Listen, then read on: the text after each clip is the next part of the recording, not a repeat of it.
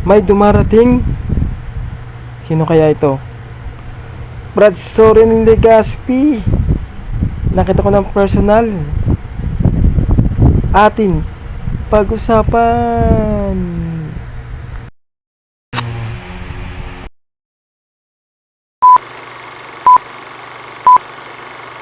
Brad Soren Legaspi.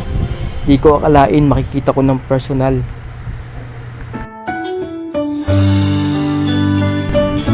At for the first time niya pala dito makapunta sa MCGI Rosario. Kasama ang mga MCGI riders, mga doktor, pati ang number 4 MCGI course, Mobile Dental Optical.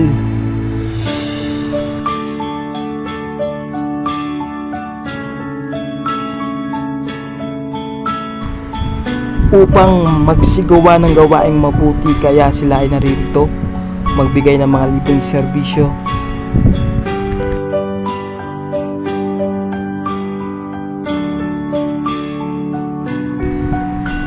Isa na dito ang libreng bunot ng ngipin, libreng check-up sa mata, may kasama pang libreng salamin.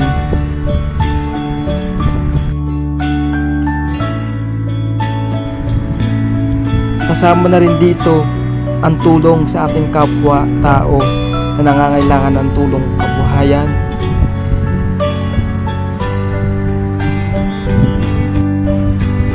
Hindi lang ito ang mga kabutihan na kanilang isinasagawa at marami pang iba, katulong ang Member Cares of God International o kilala sa MCGI.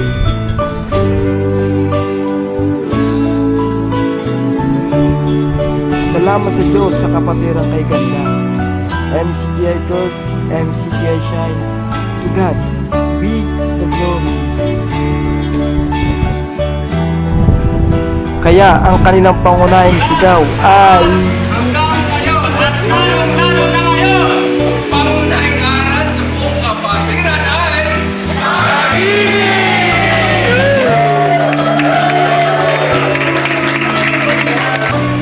ito ang pagbati ni Brad Soren Legaspi sa West District ng Cavite.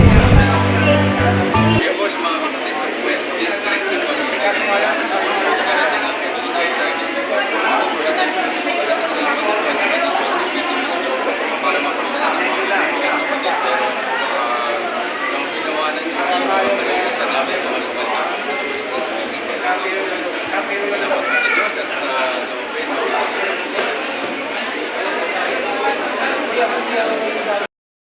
At sa muli natin siyang makita, atin pag-usapan.